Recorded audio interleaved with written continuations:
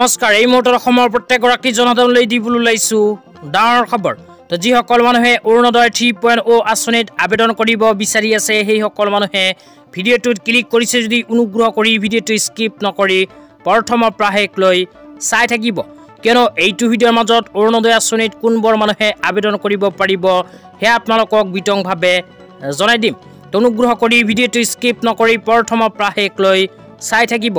লগতে মোৰ চেনেলত নতুন হলে প্লিজ চেনেলটো সাবস্ক্ৰাইব কৰি মোৰ লগত থাকিব আৰু ভিডিঅ'টো শ্বেয়াৰ কৰি আপোনালোকৰ বন্ধুবৰ্গক চোৱাৰ কাৰণে সুযোগ প্ৰদান কৰিব।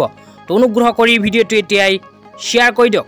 তো আপোনালোকে মোবাইল স্ক্ৰীনত চাব পাৰিছে অৰুণোদয় আঁচনিলৈ চৰকাৰৰ ফালৰ পৰা এনেকৈ এখন আপডেট প্ৰদান কৰিছে। তো ইয়াতে উল্লেখ কৰা অনুযায়ী অহা 28 ডিচেম্বৰ 2024 তাৰিখৰ পূৰ্বে যিসকল মানুহে অৰুণোদয় আঁচনিত আবেদন কৰিব বিচাৰে সেইসকলে কৰিব লাগিব আবেদন। তো কোনসকল মানুহে অৰুণোদয় আঁচনিত আবেদন কৰিব পাৰিব হে আপোনালোকক এতিয়া জনাইছো।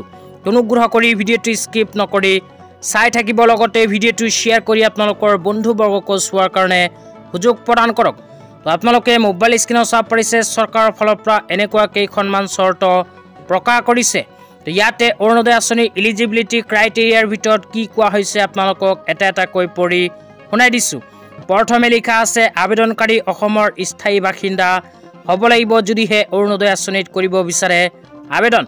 2 নম্বৰত কোৱা হৈছে ৰেচন কাৰ্ড থাকিব লাগিব। 3 নম্বৰত কোৱা হৈছে ৰেচন কাৰ্ডৰ লগত আধাৰ কাৰ্ড লিংক থাকিব লাগিব।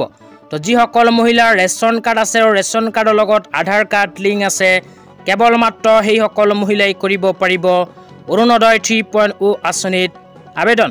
তো ইয়াৰ উপৰিও আৰু কোনবোৰ মানুহে আবেদন কৰিব পাৰিব হে আপোনালোকক এতিয়া জনাই দিছোঁ। অনুগ্ৰহ কৰি ভিডিঅ'টো এতিয়াই শ্বেয়াৰ কৰি দিয়ক। তো তাৰ পিছত ইয়াতে আৰু কি লিখা আছে আপোনালোকক এতিয়া দেখুৱাই দিছোঁ। তো ইয়াতে লিখা আছে কোনে আবেদন কৰিব পাৰিব। তো আৰু কোনবোৰ মানুহে আবেদন কৰিব পাৰিব এই বিষয়ত কোৱা হৈছে বিধৱা অবিবাহিত মহিলা যাৰ বয়স 45 বছৰতকৈ অধিক, ইয়াৰ লগতে বিবাহ বিচ্ছেদিত মহিলা আৰু অকলশৰীয়া মহিলা। তো মহিলাৰ উপৰিও তৃতীয় লিংগৰ ব্যক্তিসকলেও কৰিব পাৰিব আবেদন। 3 নম্বৰত কোৱা হৈছে লিংগ নিৰ্বিশেষে দিব্যাংগ ব্যক্তিৰ অধিকাৰ আইন 2016 অনুসৰি। 4 নম্বৰত কোৱা হৈছে চৰকাৰী পঞ্জীয়নভুক্ত বৃদ্ধাশ্ৰমত থকা মহিলা তথা বৃদ্ধা আৰু ৰোগীয়া মহিলা।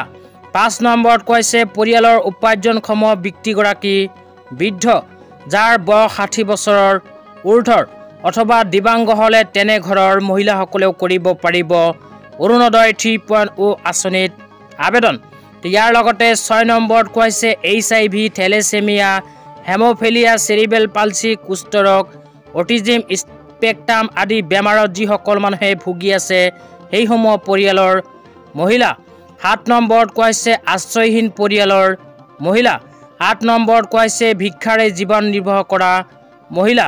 9 নম্বৰত কৈছে অন্নদয় অন্ন যোজনাৰ মহিলা হিতাধিকাৰী। 10 নম্বৰত কৈছে মুঠ বাৰ্ষিক উপাৰ্জন 2 লাখ টকাতকৈ কম হোৱা পৰিয়ালৰ মহিলা। এইবোৰে কৰিব পাৰিব আবেদন।